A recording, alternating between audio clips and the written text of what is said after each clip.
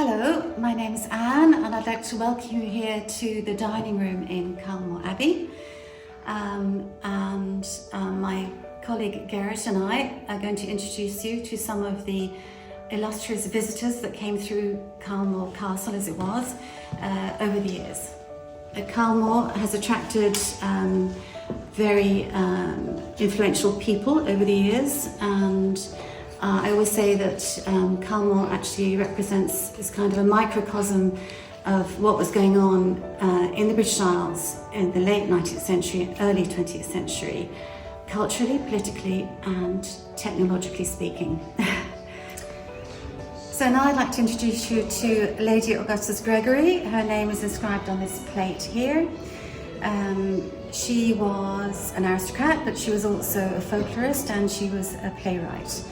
And she was patron to many of the members of the Celtic revival movement that took place at the end of the 19th century, beginning of the 20th century.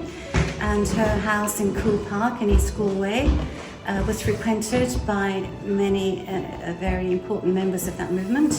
For example, W.B. Yeats, of course, James Synge, Sean O'Casey and George Bernard Shaw.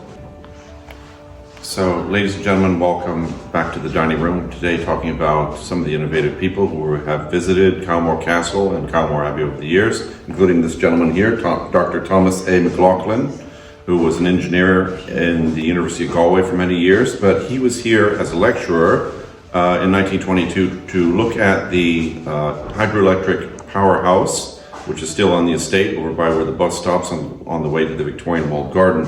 And Dr. McLaughlin at that point visited Kylemore. He wanted to look at the pump house over there, and it was a very stormy night in September 1922. He felt obliged. The nuns invited him to stay overnight in the guest quarters in the guest house here, and he saw the entire building lit up by the electricity generated by the pump house there, which actually existed from the 1890s when Mitchell Henry was here. And so he was inspired to actually quit his job as an assistant professor there in Galway University and then actually join the Siemens company in Germany, which was a very much leading edge company for hydroelectric projects. Later on in the 1920s, this gentleman, Dr. McLaughlin, was one of the co-founders of the Electricity Supply Board, the ESB, in 1927 and 1929. That led to the Shannon River hydroelectric scheme, which really powered so many homes in the west of Ireland.